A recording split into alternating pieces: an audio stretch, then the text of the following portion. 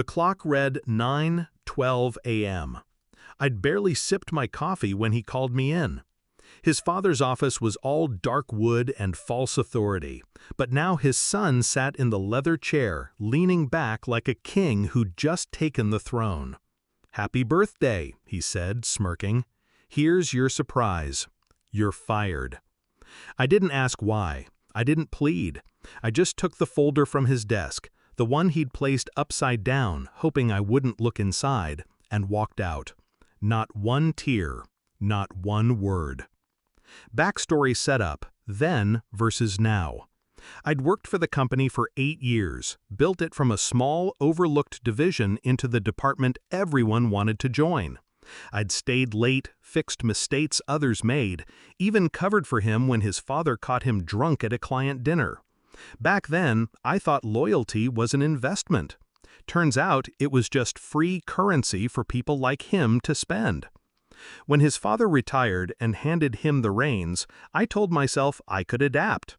But I saw the way he looked at me, not as an asset, but as a problem he wanted gone. And apparently, my birthday was the perfect day to erase me. Discovery of betrayal. I found out why before I even reached my car. That folder I'd taken, it wasn't my termination paperwork, it was a contract. My role, my salary, my clients, reassigned to someone else. Someone who'd been there less than a year. Someone he'd been sleeping with. It wasn't incompetence that got me fired, it was convenience. And in that moment, my anger froze into something sharper. Not rage, not grief. Strategy. Shift in mindset. The plan. I didn't drive home. I drove to the harbor. My husband was there, in his office above the marina, running his hands over blueprints for a new expansion. He looked up when I walked in. "I got fired," I said. He leaned back, studying me, then smiled. Slow, knowing. "What do you need?"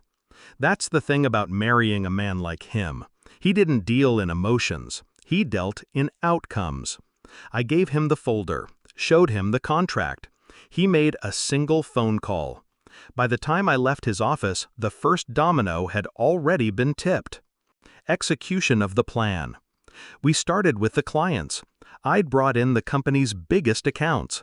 They trusted me, not the logo on the wall. Within 48 hours, I'd met each one for coffee, told them, truthfully, I was exploring new opportunities. My husband's firm had the infrastructure ready. All they had to do was sign.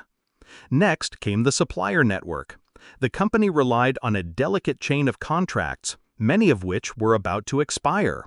My husband's team bought out the renewal rights before my former boss even noticed they were up for negotiation. Then, the quiet kill shot. We acquired the commercial lease for their flagship location. The building owner, an old friend of my husband, had been waiting for an excuse to replace them with a higher-paying tenant. We gave him one. Climax, the confrontation. 4 days after my surprise firing, my ex-boss called me. I didn't answer. By the time the missed calls hit 98, I knew it was time. I walked into the building unannounced. The lobby was chaos. Phones ringing, staff whispering, clients storming out. He was in his office, pale and sweating. "You can't do this," he said the moment I closed the door. "Can't?" I tilted my head. "You took my job, my team, my work, on my birthday. I took your company on a Tuesday." I slid a folder across his desk. Inside were the final contracts. His clients, now ours, his suppliers under new terms, his lease ending in 60 days. He flipped through them, each page stripping the color from his face. "How?" "You gave me the motive," I cut in.